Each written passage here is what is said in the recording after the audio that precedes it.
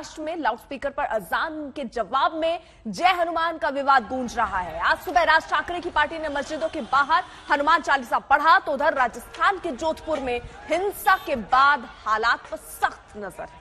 97 लोग गिरफ्तार हुए हैं, लेकिन कांग्रेस बीजेपी अब साजिश के आरोपों वाली सियासत कर रही है।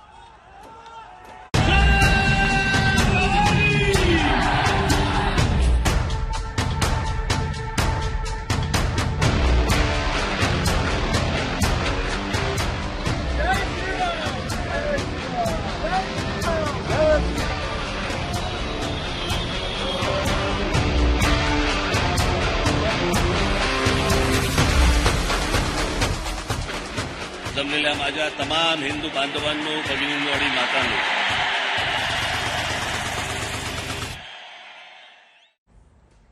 महाराष्ट्र में मस्जिदों से लाउडस्पीकर हटने का अल्टीमेटम राज ठाकरे ने दे रखा। आज सुबह की नमाज के वक्त कार्यकर्ताओं ने हनुमान चालीसा का पाठ किया। कल्याण से लेकर चारकोप, नवी मुंबई तक ये तैनात रहे। हालांकि उद्धव सरकार सख्त है, भड़काऊ भाषण को लेकर केस दर्ज हो चुका है। उधर लाउडस्पीकर विवाद में नोटिस भी दे दिया गया है। खुद मुंबई पुलिस कमिश्नर बाहर निकलकर हालात का जायजा ले रहे हैं और ये तस्वीरें हम आपके सामने रख रहे हैं। महाराष्ट्र में राज का ऐलान, क्योंकि देखिए 3 तारीख का ही वक्त उनको दिया गया था और ये कहा गया था 4 तारीख अल्टीमेटम था कि 4 तारीख तक अगर लाउडस्पीकर नहीं उतरे तो हनुमान चालीसा का पाठ उन जगहों पर होगा जहां पर लाउडस्पीकर का शोर गूंज रहा है। इसको देखते हुए भारी तैनाती पुलिस बल की भी उन जगहों पर की गई है जहां पर हालात बिगड़ने की संभावना है।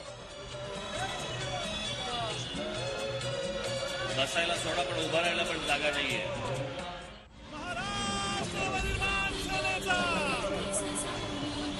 छत्रपती शिवाजी महाराज की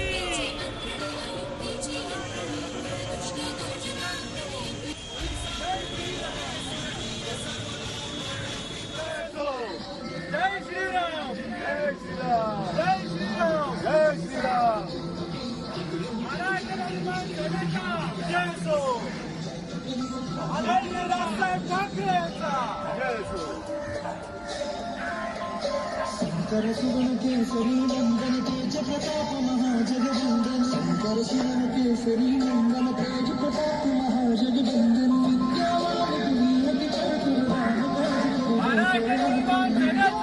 तस्वीरें हम आपको दिखा रहे हैं जैसा अल्टीमेटम दिया गया था एमएनएस की तरफ से, राज ठाकरे की तरफ से, कि जहां जहां लाउडस्पीकर बजेगा वहां हनुमान चालीसा का पाठ होगा। तो देखिए कुछ लोग वहां पहुंचकर हनुमान चालीसा का पाठ करते हुए, हालांकि स्थिति को देखते हुए अब पहले ही कुछ लोगों को नोटिस दे दिया गया है। हालांकि आपको बता दें 16 सूत्री यहां पर शर्तें रखी गई थी जब राज ठाकरे ने औरंगाबाद में अपनी रैली की सभा की थी और ये कहा गया था कि कोई भड़काऊ बयान वहां नहीं दिए जाएंगे, लेकिन उसमें ये पाया गया है बाद में कि कई भड़काऊ बयान दिए गए हैं, जिसके बाद केस भी दर्ज हुई है। आपको बता दें नवी मुंबई, कल्याण, नासिक, ये अलग अलग जगहों की तस्वीरें हम आपको दिखा रहे हैं। तो महाराष्ट्र में अब घमासान तेज होता नजर आ रहा है, क्योंकि राज ठाकरे ये समझ गए हैं कि उनकी सियासी अगर स्थिति को कोई सुधार सकता है तो वो ये मुद्दा, और इसीलिए इस मुद्दे को बड़ा बनाने की कोशिश राज ठाकरे की तरफ से होती हुई और उन्होंने अल्टीमेटम के हिसाब से जैसा कहा था कि 4 तारीख यानी आज के दिन से ही जहां जहां लाउडस्पीकर शोर मचाएंगे वहां हनुमान चालीसा गूंजेगा। और इसीलिए देखिए अलग अलग जगहों पर कुछ स्थिति ऐसी बनी हुई है। हालांकि पुलिस कमिश्नर की तरफ से कहा गया है कि जो भी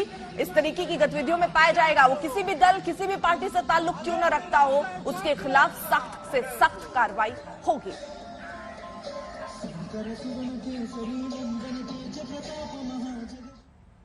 तो जिस तरीके की तस्वीरें हमने आपको दिखाई, सियासी बयानबाजियों का दौर भी छिड़ चुका है। किस तरीके के बयान इस पूरे मुद्दे पर आ रहे हैं आपको सुनवाते हैं।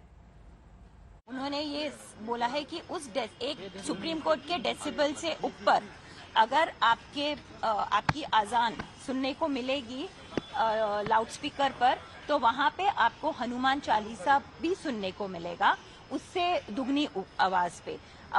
उन्होंने ये भी सब हिंदू नागरिकों को आह्वान किया है कि ये विषय सिर्फ एक पार्टी का किंवा हमारा सिर्फ नहीं है, यहाँ पे ये विषय नागरिकों का है। जो प्रॉब्लम होती है वो सब नागरिकों को होती है, तो सब नागरिकों को आगे आना चाहिए और इस पे कहीं पे उनको इस तरह की आवाज सुनाई दे तो उन्हें पुलिस स्टेशन में जाके तकरार करनी चाहिए, कंप्लेंट करनी चाहिए, तो इस विषय को कहीं पे ठीक से समझ पाएंगे लोग। कायदा कानून बहुत अच्छा है। महाराष्ट्र में संविधान से कायदा चलता है, संविधान का लेके अपना कानून चलता है, तो कायदा कानून पक्का है। जो अतिरेक करेगा, जो जानबूझ के कुछ गांव पातळी, शहर पातळी में ऐसा पेड़ निर्माण करेगा, उसके ऊपर पुलिस, उसके आगे भी कुछ है वो करेंगे।